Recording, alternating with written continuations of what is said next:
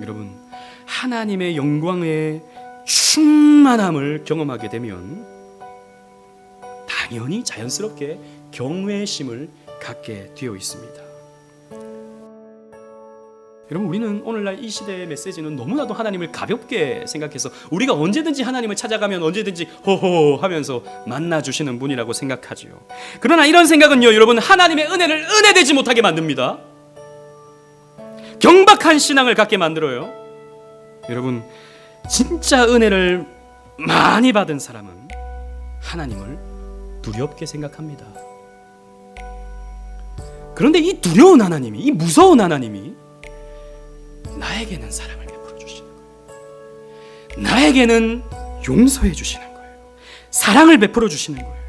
그래서 그 감격과 그 은혜 속에서 그 말할 수 없는 기쁨, 말할 수 없는 즐거움을 맛보게 되는 것이 신앙생활이에요. 그래서 너무 하나님이 두려워요. 그런데 하나님이 너무 좋아요. 하나님이 너무 좋은데 하나님이 너무 두려워요. 이 말이 안 되는 이 역설적인 이 감정이 경건한 신앙입니다. 여러분, 성막의 본체이신 예수님도 변화산에서 영광을 얻으셨죠.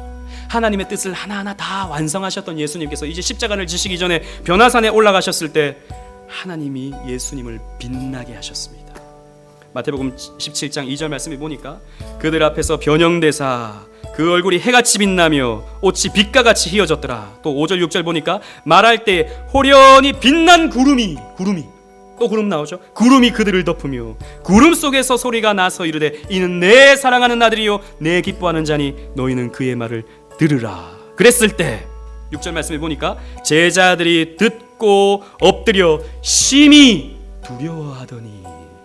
여러분, 이것이 하나님의 영광을 보게 되는 사람의 자연스러운 감정입니다. 황홀한 두려움, 말이 안 되죠. 그런데 이게 있습니다. 기쁜 경외심, 이것이 경건한 성도가 가지는 마음인 것이죠.